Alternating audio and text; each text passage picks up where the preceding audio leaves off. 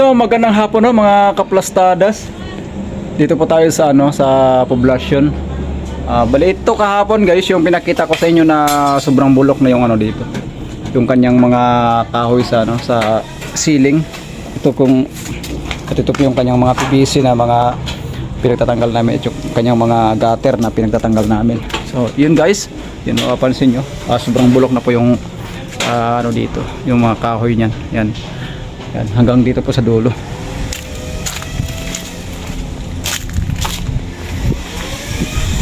So yun guys, yan, tatanggalin din natin yan yung sa tagiliran na yan, yung flashing. At ito po yung gamit natin na i-convert guys. Yan, pag gagamitan po natin ng 316 by by 1 1/2 na 4 lens.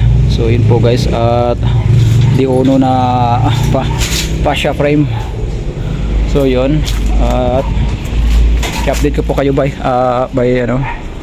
tomorrow mga plastadas pag na yung natin dito. So yun guys, yan, bulok na po yung mga plastadas. Yan guys, ginawa na po natin yung yung fascia frame po natin. So ito po guys, itong pinabricate natin. Yan, at yung mga bakal na ginamit natin guys dito para sa sa kloban dito sa sa fascia is 1/8 by 1 po ito mga plastadas. Yan, at kanyang mga bracket, ganun din po yan mga kaplastadas. Yan.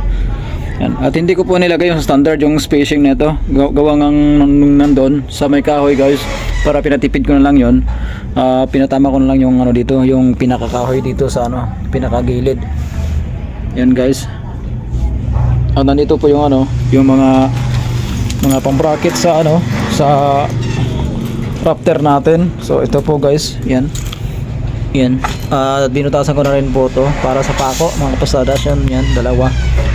Dito po natin yan ikakabit mga kaplastadas, yung sa mga naka kulay puti na na yan, rafter mga kaplastadas.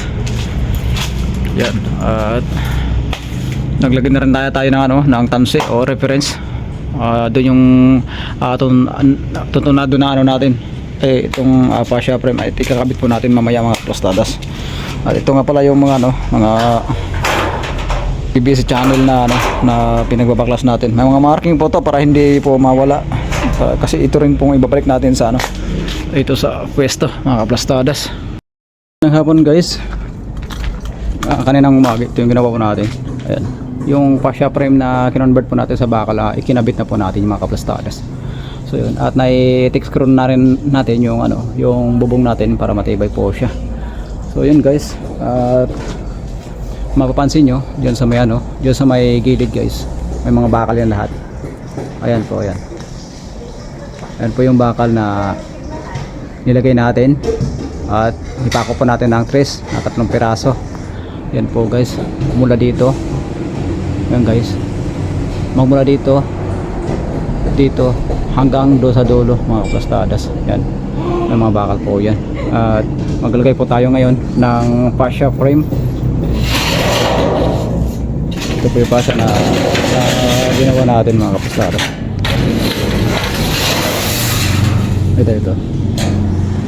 Ito po, kakatapos ko lang po i-gupit. Yun po yan, at ikakabit natin po mamaya.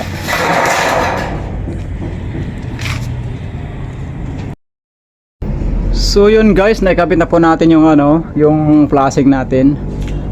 Ayan. At ito lang muna yung natin, yung ikinabit. Gawa ngang medyo sobrang hirap talaga guys gumalaw. Lalo yung flashing dito sa kabila, itong kanyang fascia. Ito po mga kaplastadas, doble po nakadikit. Itong side dito sa kabila, at itong tumakbo dito. So nakadikit yan dito sa kabila, kaya nahirapan ako guys na gawin yung fascia dito sa kabila mga kaplastadas. Yan, update ko po kayo mga kaplastadas. So what's up, magandang hapon mga kaplastadas. Maulanon dito sa sa Bisaya mga kaplastadas. Ngayon guys, di kami natuloy pag-akyat dito sa taas ng ng bubong. Kasi magpapabricate tayo ng ano, ng fascia frame. Ayan po guys, yan. Yung gagawa tayo ng ano dyan, ng ideya, kung magandang ideya dyan sa taas, kasi napakahirap talaga gawa ng paraan. Ngayon guys, nabasa na pala yung ano ko, welding rod. Ngayon guys, habang maulan, gumawa po kami ng ano, itong tawag dito, imbudo. Imbudo ang tawag dito guys, yan. Yan.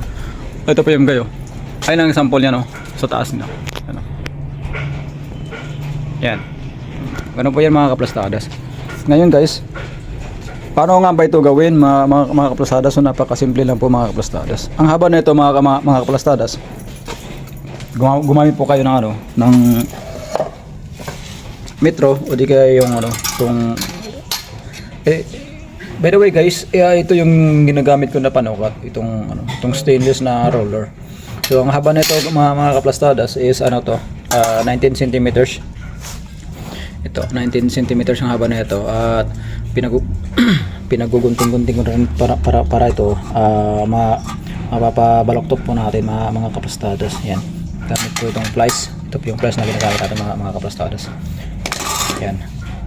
At syempre, itong laki ng ano, ng imbudo natin mga kaplastadas, tansyahin nyo na lang po na hindi siya mas malaki sa ano, sa tubo na PVC na dos. So dapat medyo maliit-liit po siya mga kaplastadas para papasok siya doon sa PVC. Yun mga kaplastadas. At gumamit po kayo ng ano, ng 1/8 size ng ano, ng drill bit na pang metal, at itong 1/8 by 1/2 na line rivets. So yun guys, bukas update ko kayo bukas, dahil hindi pa kayo makapag-akyat dito sa taas gawang masama yung ano, yung panahon mga kaplastadas. At so yun, ito po yung ginawa namin ng ano, ng isang araw. Yan. So may kahirapan po talaga mga kaplastadas sa gawa ng paraan. Yan. At ito po yung kanyang mga planks. Yan. Ito rin po yung ano natin, ibalik dito sa taas kaplastadas. At so yun. Kung ikaw ay ano, interesado sa ano ko, sa content ko bilang construction worker, so paki-follow na lang po yung FB page ko, Stoneworks TV, at sa ano, YT, Stoneworks TV mga kaplastadas. Yan. So guys, gusto kong i-share sa inyo guys, paano ba ang gagawin natin na hindi dumikit yung ano, itong Ilactocell sa ano natin, sa kamay. So napakasimple lang po mga kaplastadas. Gamit po tayo ng ano, sabon. Ito po yung natural na sabon. Ito po. Yan. Bali isaw-saw mo yun na lang po muna yung ano niyo dito, yung kamay. Itong ano ba, yung pangkuwit yan sa ano, sa yan sa Ilactocell. Ito po guys yung ano, yung Ilactocell yan. Yan, yung sealant. Yan. Para hindi po dumikit yung ano, yung Ilactocell sa ano nyo, sa kamay. So gumamit po kayo ng ano, ng sabon. Yan. So, magandang umaga mga kaplastadas, ano? Araw ng Sabado, so sahuran tayo ngayon. So po guys yung ginawa namin ng ano, nung nakarang araw. So yun, at ito yung pinaka mahirap na na-encounter ko ito guys, kasi iba yung proseso nito pag ano, paggawa ng unang mga ano, mga trabahador. So yung baba nito guys, puro kahoy yan. Ayan o.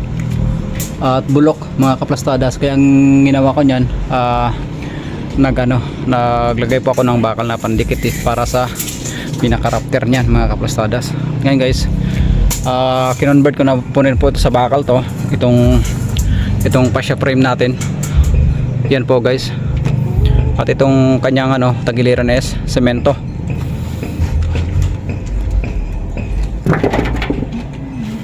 Mahirap talaga guys yung ganitong trabaho pag ano, lalo pag i-convert natin sa bakal. So yun. At dito guys, para may ano, para may hawak dito sa ano natin, ito sa vertical natin na ano, naglagay po ako ng braces dito. Yan, 1.8 by ano po to siya. One flat bar. Dito guys, mapapansin nyo naka-planted po to mga plastadas para hindi po siya gagalaw-galaw. Kasi pag hindi ito nilagay na planted, wala tayong magagawa. Ito guys, naka-bracelet to. Ayan guys, dito. Yan. At hanggang dito sa susunod. Ayan guys, oh. Ayan.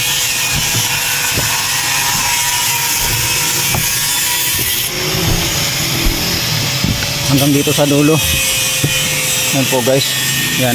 At pagdating dito sa may cantilever, yun guys, naglagay rin ako ng brace na ano, na 316 by 1 and 1 half para hindi po siya magda-down yung dito. Kasi ito guys, oh, yung baba, yan oh. Yan, medyo mahaba po yun. Kaya ito muna yung tatapusin natin araw na ito kasi yung welding machine eh kinakailangan ng ano, mga ano natin, katropa natin sa construction. Kasi ito nagre-rent lang po ako ng ano, ng welding machine. So yun guys, update ko po kayo dahil ito mamaya kakabitan ko na po to siya ng ano, ng fascia mga kaplastadas. Maraming mga ginagawang building dito guys. So yan. So yun nga guys, magandang umaga. At sa pagkakabit po ng ano natin, gutter, para makuha po natin yung ano, yung level nitong ano na ito mga kaplastadas, itong taas ng ano natin, gutter. Yan. Naglagay po tayo ng ano dito, yung kanyang hanger para hindi po siya bumagsak. Kasi mga kaplastadas, pag ito lang yung inaasahan natin na ano, na hindi tayo magkabit ng panghanger natin kasi ito yung hila sa kanya para malibel yung alulod sa baba.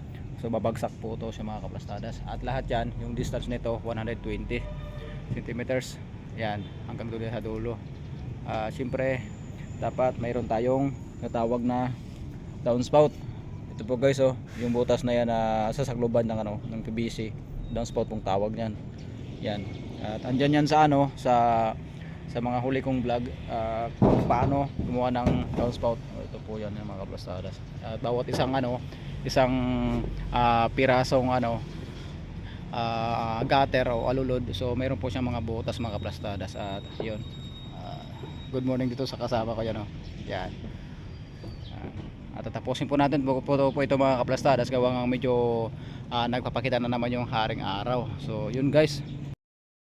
So guys, nagpintura po kami ng frame sheet mga kaplastadas para sa ganun may kabit po natin dito sa outside ceiling.